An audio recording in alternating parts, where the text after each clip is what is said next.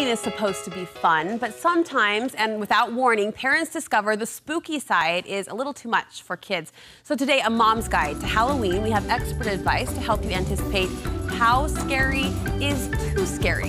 Therapist Holly Willard is joining me, and this is how Halloween should be done: cute and purple and friendly and happy. Do you find a lot of parents are kind of picking your brain this time of year for how to mitigate those fears? Yeah, I think it's a really important thing because kids are so different. What's okay for our one 5-year-old is not okay for another 5-year-old. And I think parents are concerned when they see that their child is more sensitive to things than maybe their friends are. So that's the baseline. You can't be comparing, like you said, your kindergartner to another kindergartner. Every mind, every imagination is going to interpret these themes a little differently. Definitely. And some kids are just more sensitive and prone to worry about things than other kids. So you really have to take the cue from the child. You say if a child is scared, there's a tendency for parents to jump in and try to just minimize it. Like, it's fine, but you say don't push it. If you do try to push the scare factor and minimize it too much, what are the risks to that? The risks are, first of all, that they are going to not trust us as adults, thinking, Mom, I told you I was scared and you made me do something anyway. And then it actually takes them longer to gain confidence in those situations.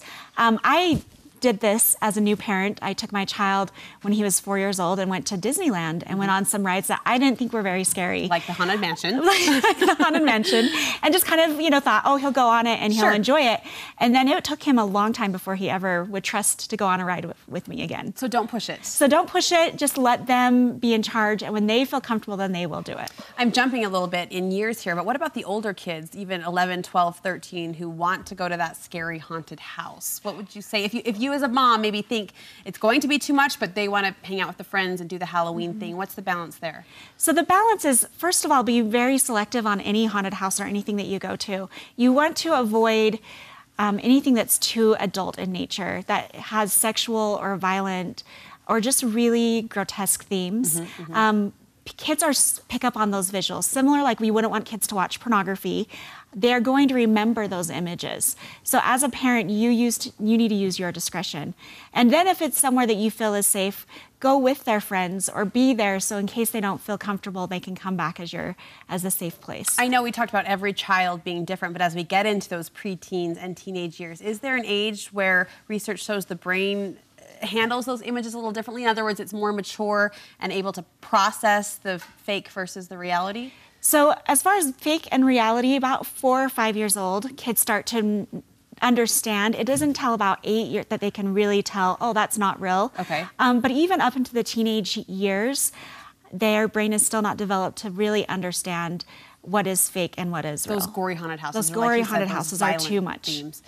I wanted to ask you about teasing. A lot of times it's easy to slip into that. Trying to keep it light, right? Innocently, we try to say, oh, you're scared of ghosts, or oh, you're scared of this, and lightheartedly approach it. You say teasing, too, can backfire. Yeah, especially for boys, because we try to minimize their feelings. We let boys feel anger, but any other feeling we aren't allowing them to feel.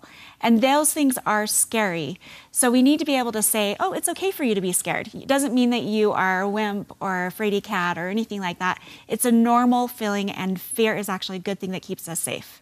Does the quantity of scary images make a difference? In other words, if I'm watching maybe one scary movie versus 5 scary movies on a little brain, on a little mind, does that quantity make a difference? The quantity makes a big difference, because what kids don't understand is they can see the same image over and over again, but they think it's happening again and again. And they also don't understand how far away or how close things are. Proximity. My mind naturally goes to this clown hoax, this clown craze and scare that's been going on. What prompts themes like that or situations like that to take hold? Because we've seen some teenagers who are genuinely scared. I mean, I think we kind of roll our eyes and it's been played up in the media and people think, is this really a big deal? But to teenagers that are seeing this on social media, it is a big deal. What makes those themes take hold? Well, I think clowns in general are just a very scary theme, and that's why this group that dressed up like that knew that. But because it was being played so much on the media and it was being talked about, people thought it was happening a lot more than it really was. I had several clients that were afraid to go to school, from ages of elementary school up to even high school. And it wasn't until their parents sat them down and said, actually, here's the facts. This is how often it's happening. This is what the school is doing to keep you safe. You are okay.